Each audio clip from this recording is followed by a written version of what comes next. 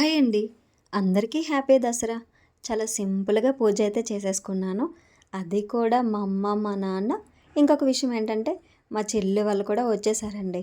మొత్తం అందరం ఇంక ఒకే చోట ఉన్నాం కదా! చాలా హ్యాపీగా పూజ అయితే చేసుకున్నాము. మా ఇంటి దగ్గర అమ్మవారి బొమ్మ అయితే పెట్టారు. చాలా రోజుల నుంచి అనుకుంటున్నాను. అంటే 1 వీక్ నుంచి పెట్టిన నుంచి వెళ్ళాలబ్బా! దండం పెట్టుకోవాలని. అంతే అలాగా బద్ధకించేసి అసలు వెళ్ళలేదు.